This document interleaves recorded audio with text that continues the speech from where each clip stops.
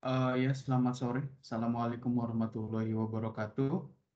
Berikut adalah video untuk mengganti mata kuliah pekan ke-10 Mekanika, yang mana bahasannya adalah kompaksi ya. Saya akan share slide-nya terlebih dahulu.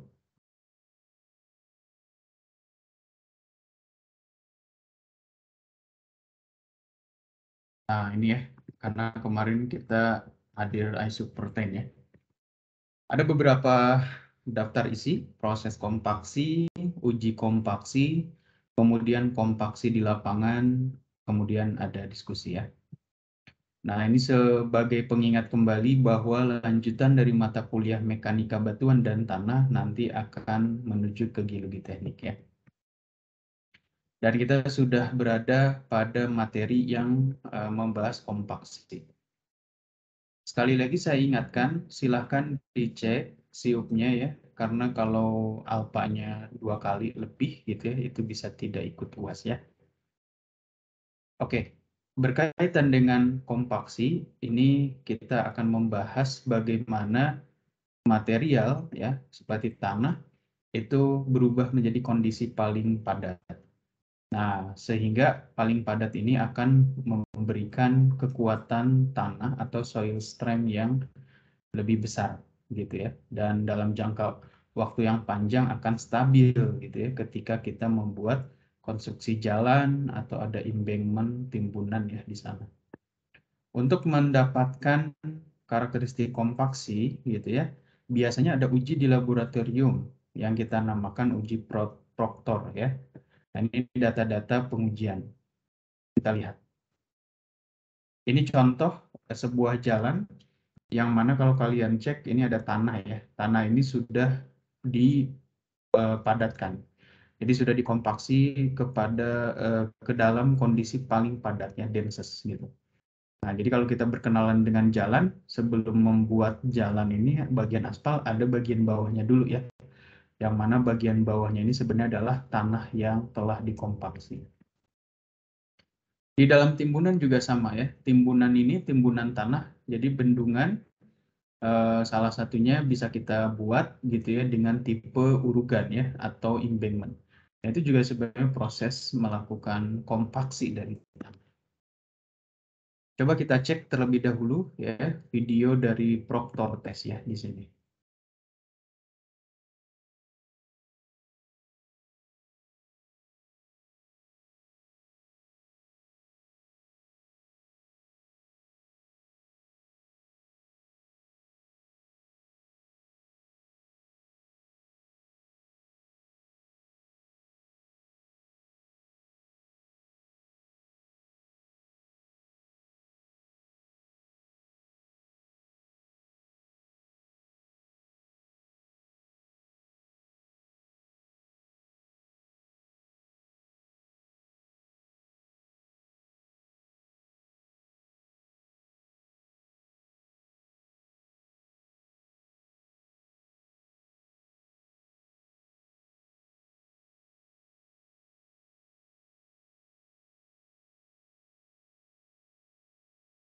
Jadi kalau kita perhatikan di sini dikasih air ya. Nah, itu sebenarnya adalah penambahan water content atau kadar air. Kemudian tanah tersebut dimasukkan ke Proctor Test ini ya. Nah, tipenya seperti ada plat besi di sini, kemudian ditumbuk-tumbuk gitu ya, agar setiap lapisannya berada pada kondisi paling padat ya di sana.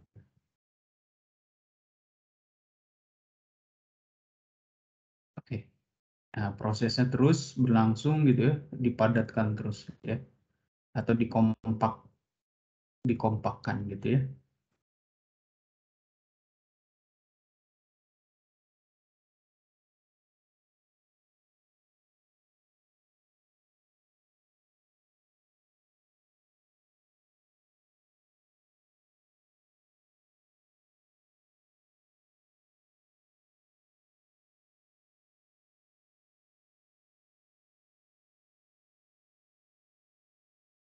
Selanjutnya ditimbang gitu ya, berat dari tanah tersebut gitu ya, yang sudah dikompaksi ini gitu.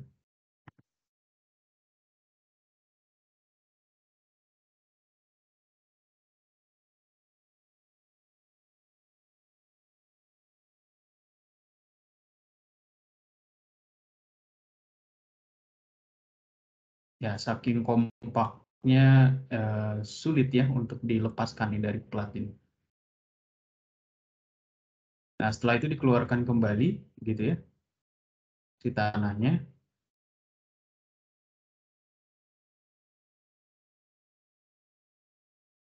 Nah, ini ditimbang khusus tanahnya aja ya, nggak bareng platnya. Kalau tadi kan bareng platnya ya wadahnya. Nah, sebenarnya di dalam proses kompaksi ini kita akan mencari optimum moisture content ya atau kadar air optimum gitu ya. Nah, kalau kalian masih ingat kadar air itu apa sih gitu ya.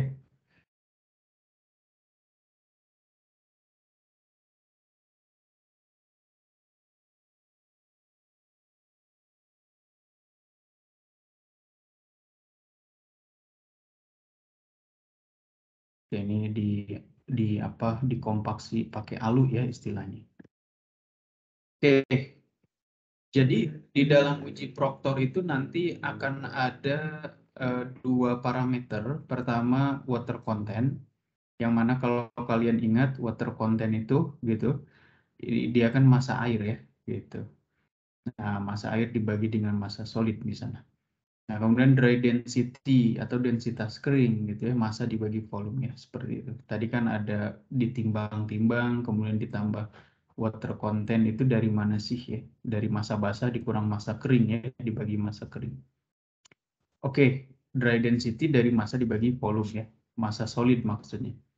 Nah, di sini akan ada muncul grafik gitu ya. Grafiknya itu seperti ini di uji proktor itu. Jadi akan ada dia nilai namanya Rodemax atau densitas kering maksimum. Nah, ketika mencapai densitas kering maksimum itu yang kita katakan optimum water content ya.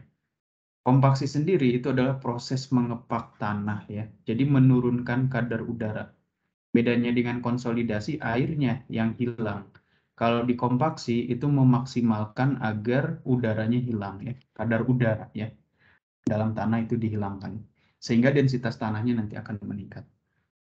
Nah, ini pekerjaan jalan, pekerjaan bendungan tadi dikompaksi ke kondisi densitas paling kering ya.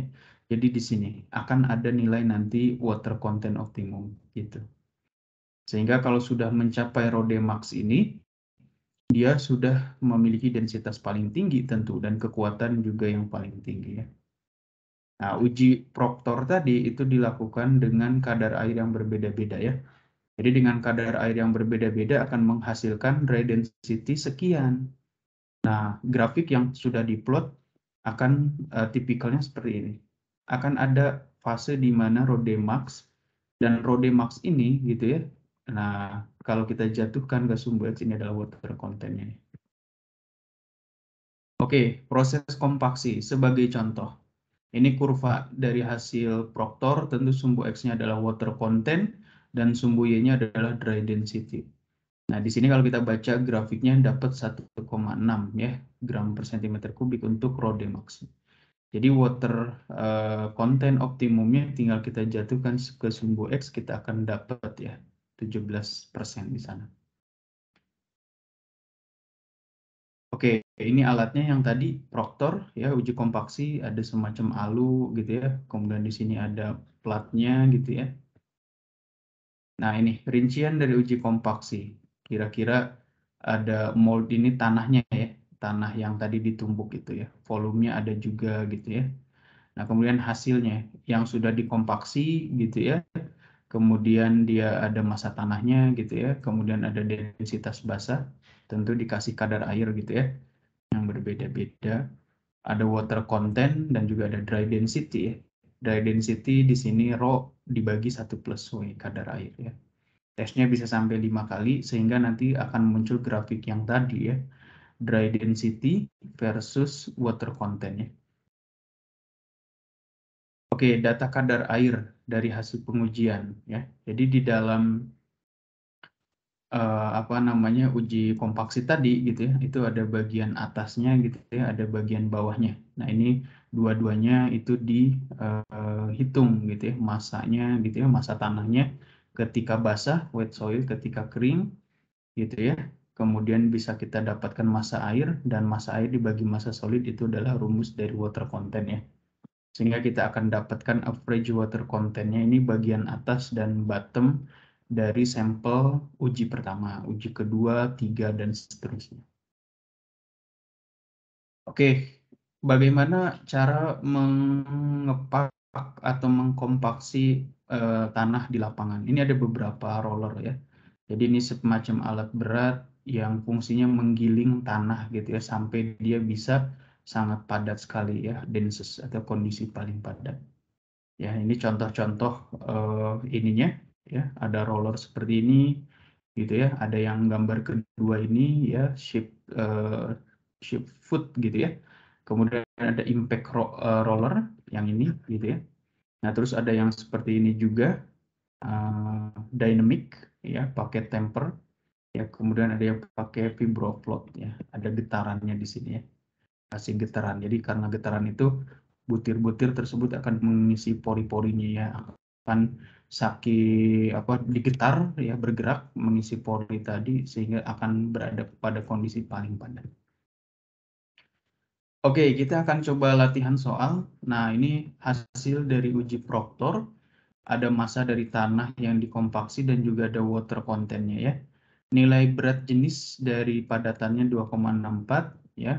Volume cetakannya ya, atau volume tanah lah gitu ya, kita katakan 1000 cm3. Nah, ini sebenarnya gampang sekali ya kita untuk melakukan pengeplotan. Gambarkan kurva kompaksi dan tentukan kadar air optimum gitu ya, dan densitas kering maksimum. Kalau kalian ingat grafik yang tadi, itu sumbu X-nya adalah water content ya, dan sumbu Y-nya adalah densitas keringnya.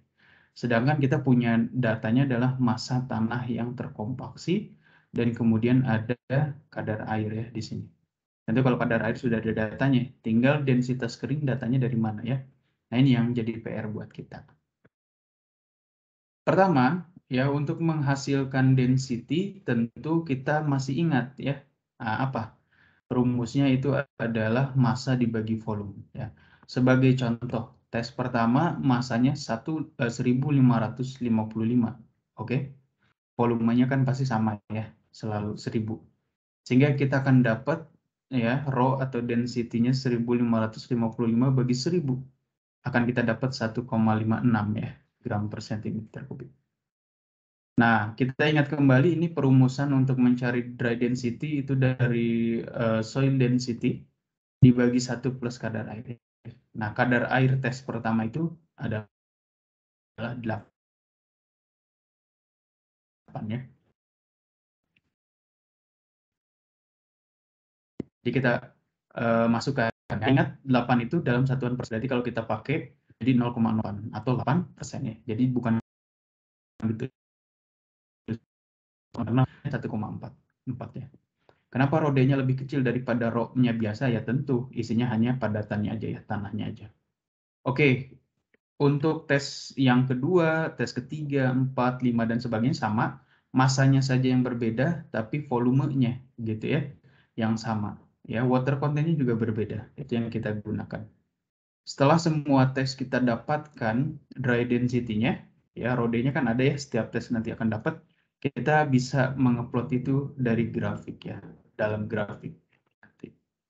Oke, jadi ini hasil yang sudah diplot grafiknya dari 6 tes tadi, gitu ya. Nah, kemudian kita akan menemukan puncak dari grafik ini kita katakan adalah rho Dmax ya, dinilai 1,66 gram per centimeter kubik. Sehingga water content-nya kita akan punya dinilai 15% ya. Ini adalah jawabannya untuk hasil uji kompaksi latihan soal kita ya. Oke, nah ini ada juga ya contoh soal yang lain. Setelah dilakukan uji proktor di plot ya, seperti biasa sumbu X-nya adalah water content, sumbu Y-nya adalah dry density ya.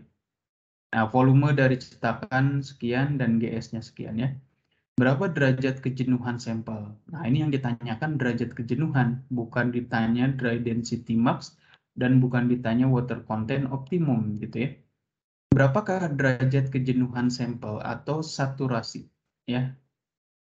yang mana dia mencapai densitas kering berapa tuh ya kejenuhannya. Nah, kalau kalian ingat ya, kita di dalam uji proktor itu mencari Rode max ya, ada di nilai 1,8. Water contentnya ada di 17 ya persen ya dari grafik ini. Ya, kalian lihat kursor ini, Rode max-nya ada di sini 1,8, water contentnya ada di 17 ya. Nah, kalian ingat kembali rumus-rumus yang sebelumnya, Rode itu adalah GS kali Rho W dibagi 1 plus E atau angka Pori ya. Nah, Rode-nya kita sudah dapat ya dari grafik tadi 1,8, GS-nya diketahui di soal ya. Rho W itu kalau kalian ingat itu adalah density air ya. Kita akan pakai 1 gram per sentimeter kubik ya di sini. Kenapa? Karena Rho max-nya juga kita tampilkan dalam gram per sentimeter kubik ya. 1 plus E. E ini tentu adalah parameter yang belum kita ketahui ya. Sehingga kalau kita cari dari persamaan ini, kita akan dapat nilai 0,5 ya. Nah, derajat saturasi kalian tentu masih ingat ya, persamaannya adalah kadar air dikali GS dibagi E. Kadar air yang kita punya 17% ya, bukan ditulis 17, tapi 17 bagi 100, 0,17 kali 2,65 ya. Kemudian dibagi angka Pori yang sudah kita dapat tadi 0,472. Sehingga kita akan dapat 0,9 ya, atau kalau kita rubah ke versi persen 95 gitu ya, seperti itu. Baik, demikian untuk materi kita di kompaksi. Ini materi asinkron khusus untuk pekan ke-10. Demikian dari saya. Kita akan bertemu kembali di pertemuan berikutnya. Wassalamualaikum warahmatullahi wabarakatuh.